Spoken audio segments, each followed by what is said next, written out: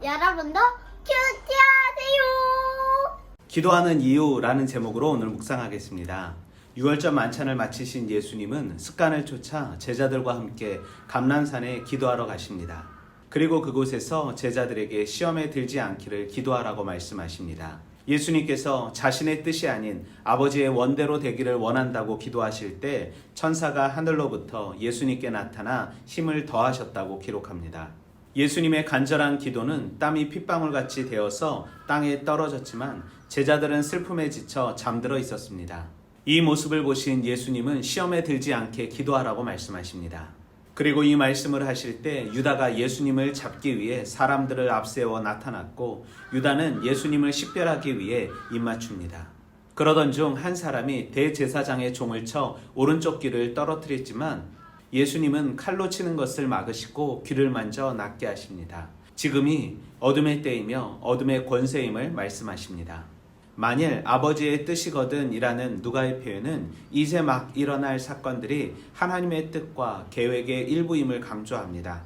그리고 잔을 옮겨달라는 요청은 단순한 인간적 고통과 고뇌를 표현한 것이 아닌 자신의 뜻은 고려 대상이 아님을 단언하신 것이며 이루어져야 하는 것은 오직 하나님의 뜻임을 강조하는 것이며 아버지의 원대로 되기를 원한다고 말씀하신 것입니다.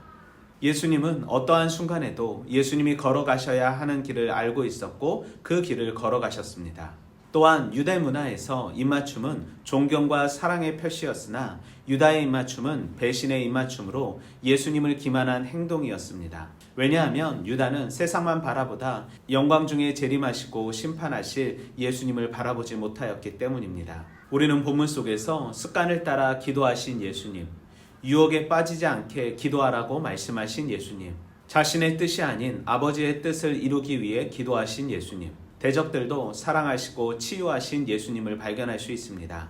예수님께서는 유다가 예수님을 팔 것을 아시면서도 한적한 곳 감람산으로 기도하러 가십니다. 즉 예수님은 하나님의 뜻을 이루기 위해 한적한 감람산으로 가신 것이고 유다는 사탄의 일을 이루기 위해 백성들이 없는 곳 한적한 감람산으로 간 것입니다. 예수님께서는 스스로 어둠의 덫으로 걸어가신 것입니다. 감람산으로 간 예수님은 제자들에게도 유혹에 빠지지 않게 기도하라고 말씀하십니다. 감람산으로 간 예수님은 제자들에게도 유혹에 빠지지 않게 기도하라고 말씀하시면서 아버지의 원대로 모든 것이 이루어지길 땀방울이 핏방울이 되도록 기도하셨습니다. 그리고 제자들에게 시험에 들지 않게 하기 위해 기도하라고 말씀하십니다.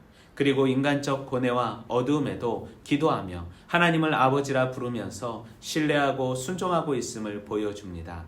즉 기도는 내 인간적 이성과 지식으로 용납할 수 없는 것도 순종하는 것임을 말합니다. 그리고 하나님의 때를 소망하며 기도할 때 하나님께서 힘을 주실 것을 말씀하십니다. 그리고 지금의 때가 어둠의 때요 어둠의 권세임을 말씀하시면서 이 시대에 우리가 해야 할 일이 인간적인 방법이 아닌 시험에 들지 않도록 기도하는 것임을 그리고 종국에는 기도하는 자가 승리할 것임을 제자들에게 말씀하십니다. 기도는 우리를 하나님과 연합하는 곳으로 데려다주고 우리와 함께 하시는 하나님의 임재하심으로 인도합니다. 그리고 계속해서 기도할 때, 의지할 때 시험을 이길 수 있음을 말씀하십니다. 제자들은 위기 상황, 슬픔에 잠겨 잠잘 수밖에 없었고 그것으로 인해 인간적인 방법으로 위기를 극복하려 했지만 실패할 수밖에 없었습니다.